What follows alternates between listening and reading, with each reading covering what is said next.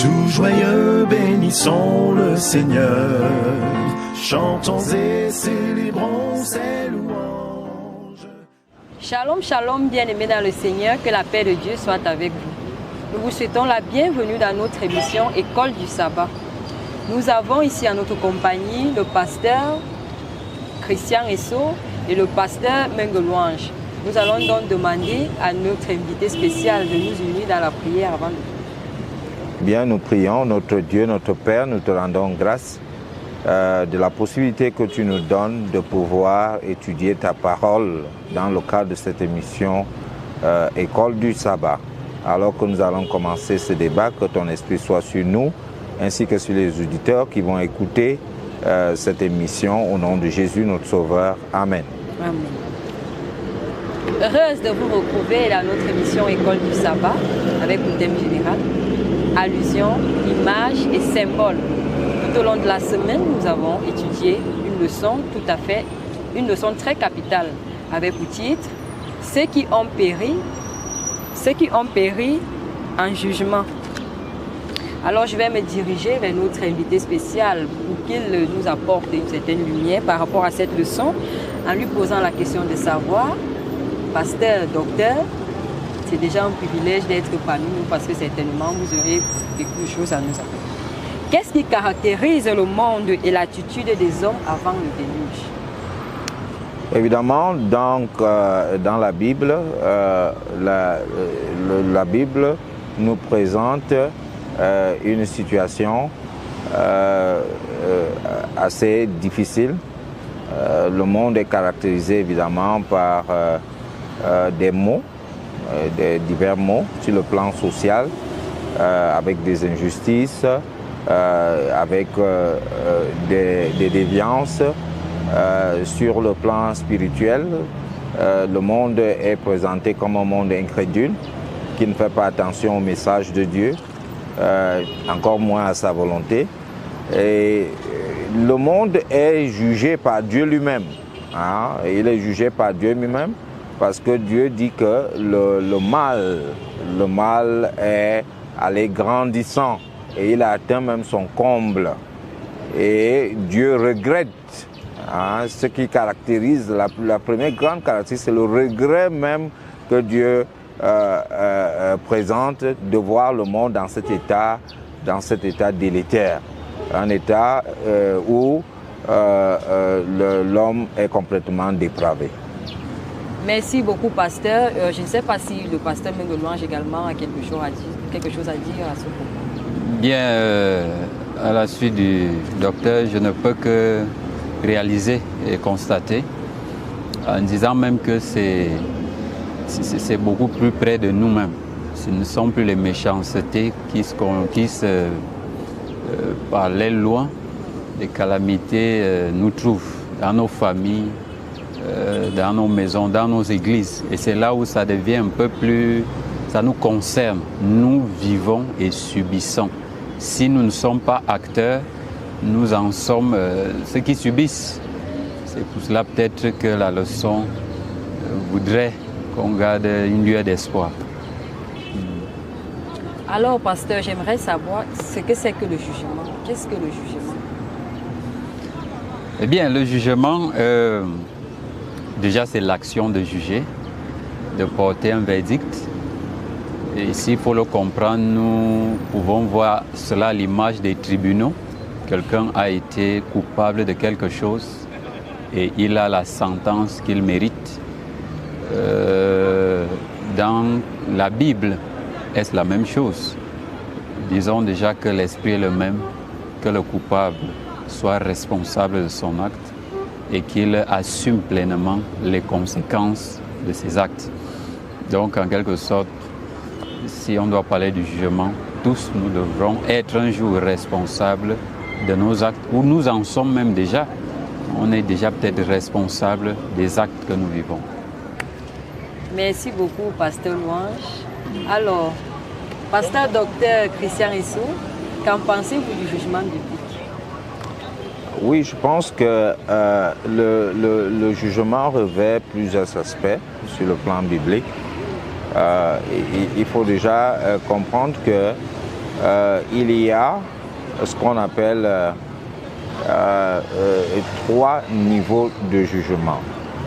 Il y a 3 niveaux de jugement. Le premier niveau est le jugement, où le jugement est compris tout simplement comme étant le fait de sauver une personne, donc de le justifier. Et ça, c'est le premier niveau. Le deuxième niveau du jugement est effectivement le jugement sentence. Le pasteur Mengue en a parlé tout à l'heure. Mais ce jugement sentence a deux phases.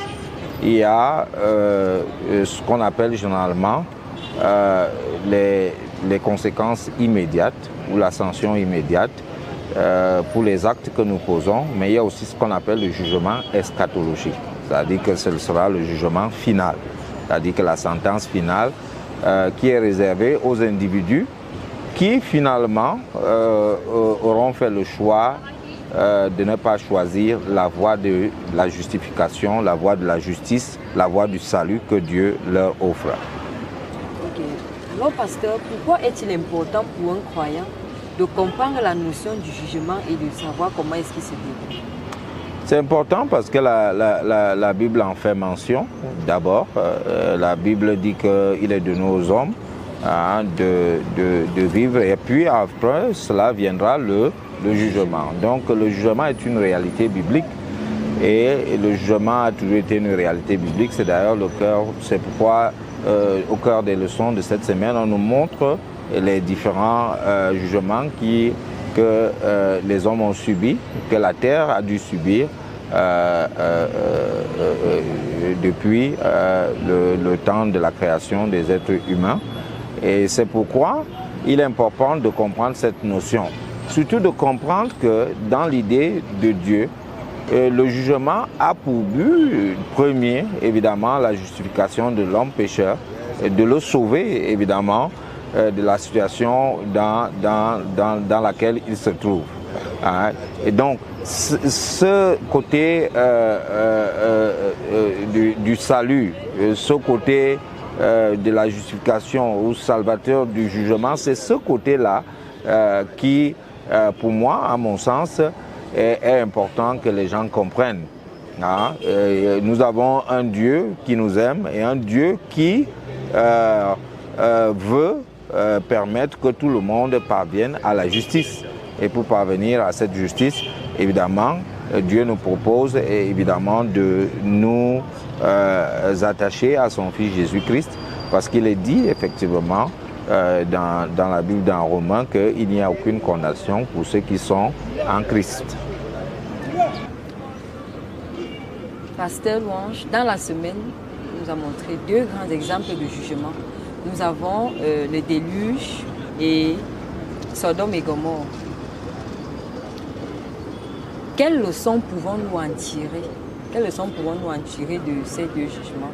On nous a parlé de la destruction par le feu et la destruction avec les eaux. Quelles leçons pouvons-nous en tirer? Disons déjà que c'est dans la Bible les 2 grands moments où vraiment Dieu a vraiment pris une décision extrême. Et il s'appuyait justement sur la méchanceté des hommes en ce moment-là. Commençant par le déluge. C'est une grande leçon. Lorsque l'humanité aura atteint un certain niveau, je suis content d'avoir le docteur Esso avec nous. Je me rappelle lorsqu'il disait ça, qu'à un moment, le monde lui-même est déjà brisé. Il est même déjà détruit. Ce n'est pas Dieu qui détruit. Par nos actes, nos œuvres, la destruction de Dieu arrive justement pour sauver ceux qui ne sont pas dans la destruction. Tellement il y a l'injustice. Et quand vous voyez l'état actuel du monde, il est calqué justement à travers cet exemple, ce format. Tout le monde est tourné vers le mal. Sachez donc qu'il y a une destruction qui est proche. Quelque chose est proche de se passer. Et quand on parle aussi de Sodome, c'était la même chose. Et les traits sont les mêmes. Le Nouveau Testament vient renchérir avec Luc. Il dit qu'en fait, les mêmes choses arriveront. Les hommes étaient occupés à manger, à boire, à se divertir, à bâtir, se marier. Ils ne souciaient de rien. 2 grands exemples. La destruction ne nous épargne en guerre. Ne nous épargne pas. le fait pour nous et d'avoir été sauvés, c'est un dernier appel qui est lancé à ceux qui croient en Dieu.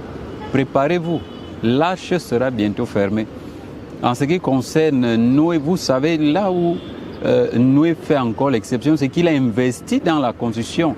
Dieu aurait pu lui donner un budget que voilà, quand vous prenez les dimensions de l'arche, vous verrez que s'il ne s'agissait que de sauver une petite famille, Dieu aurait pu vraiment donner des petites dimensions.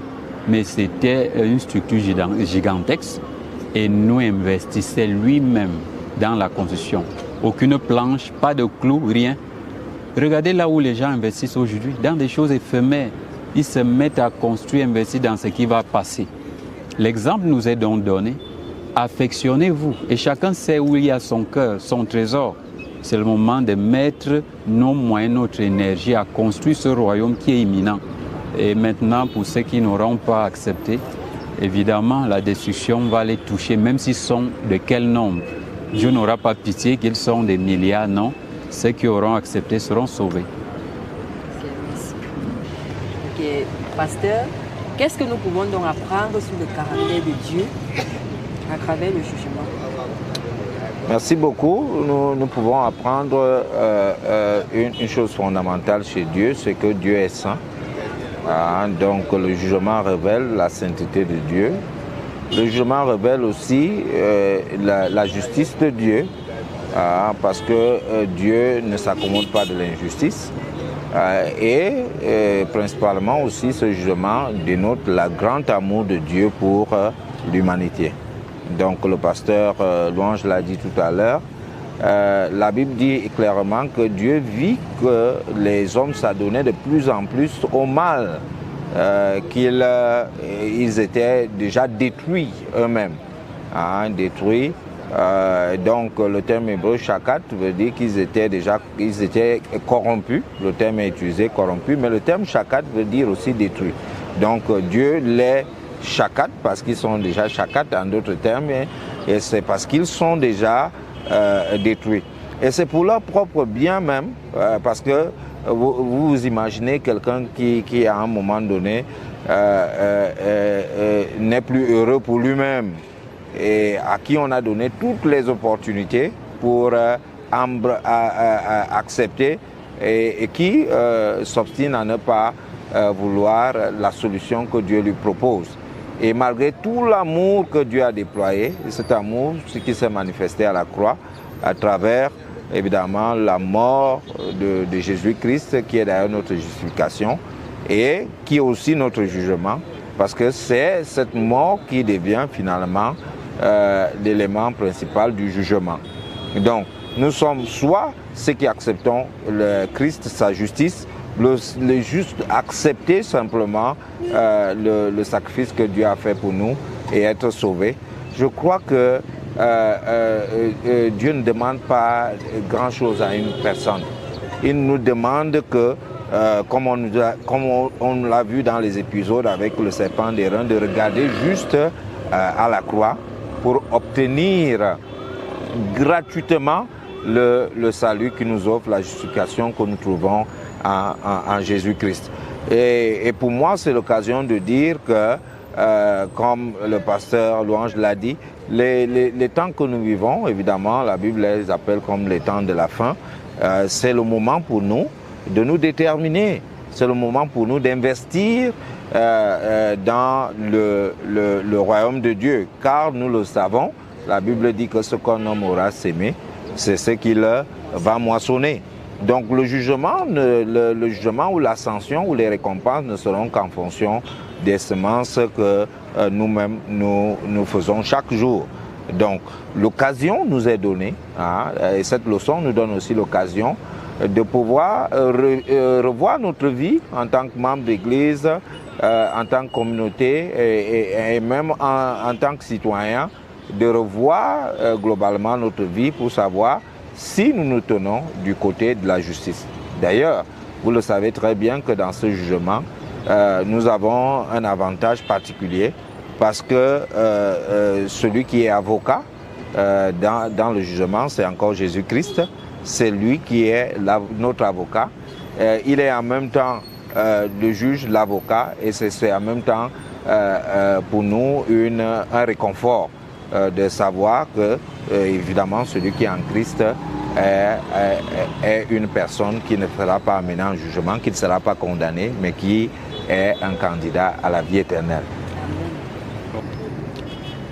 Merci au pasteur Dr Christian Risso pour vos réponses clarifiantes et profondes.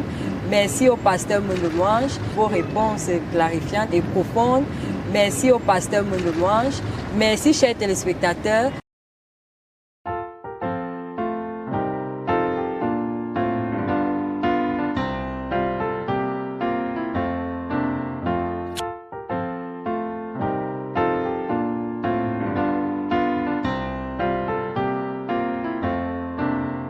Tout joyeux, bénissons le Seigneur, chantons et célébrons.